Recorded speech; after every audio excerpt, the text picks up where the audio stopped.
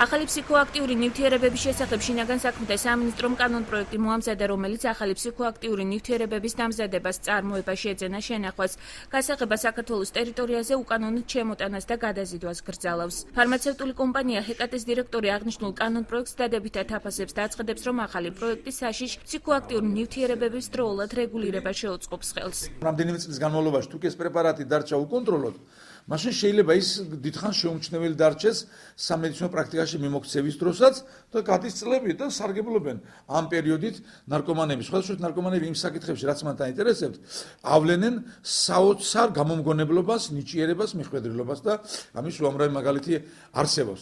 ამიტომ ნივთიერება ფსიქიკურად აქტიური საწყისშივე თუ კი მოექცევა რეგულაციის ქვეშ, მე ვფიქრობ, რომ ეს გარკვეულად ხელს შეუწყობს ნარკომანის წინააღმდეგ ბრძოლას. ფსიქოაქტიური ნივთიერებები ბაზარზე სხვადასხვა სახის ბალახის ნარევების, აბაზანის, მარილებითა და სხვა სახით გვხვდება. როგორც ცნობილია, აღნიშნულ ნივთიერებას ნარკოტიკული თრობისთვის იყენებენ, რის გამოც ხშირია კომაში მყოფი მოზარდებისა და ახალგაზრდების გამოვლენა. შინაგან საქმეთა სამინისტროს მიერ მომზადებულ კანონპროექტს დადებითად აფასებენ ექიმ-ნარკოლოგებიც.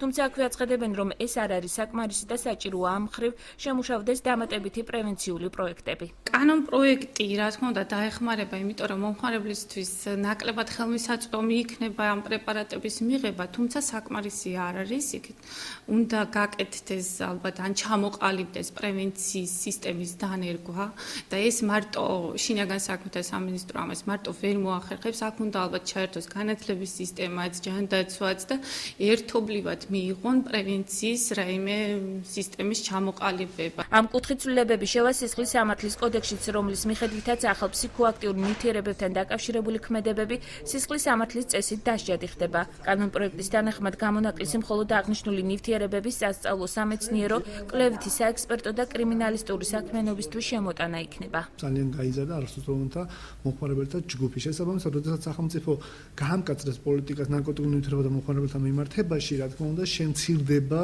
რა თქმა უნდა, ვარაუდობთ, რომ შემცირდება ჯგუფი ფსიქოტროპული და ნარკოტიკული ნივთიერებათა მომხმარებლების. ეხლა რაც შეეხება ზოგად პოლიტიკას, მნიშვნელოვანი არის სახელმწიფომ გარდა იმისა, რომ ამკაცრებს პოლიტიკას, საზოგადოებრივი ცნობიერების ამაღლების კუთხითაც უნდა იმუშაოს სკოლებში, სხვადასხვა ახალგაზრდულ თუ სხვა სოციალურ ჯგუფებთან, იმასთან დაკავშირებით, რომ რა თქმა უნდა ხელი შეეწყოს ამით ნარკოტიკული ნივთიერებათა მოხმარების კლების ტენდენციას. ფსიქოაქტიური ნივთიერებების გავრცელების აღკვეთის მიზნით შეიქმნება სპეციალური სამუშაო ჯგუფი, რომელიც შინაგან საქმეთა სამინისტროს, ჯანდაცვისა და ფინანსთა სამინისტროების წარმომადგენლებით დაკომპლექტდება. კანონპროექტი დამტკიცების შემდეგ ძალაში მიმდინარე წლის 1 მაისს უნდა შევიდეს.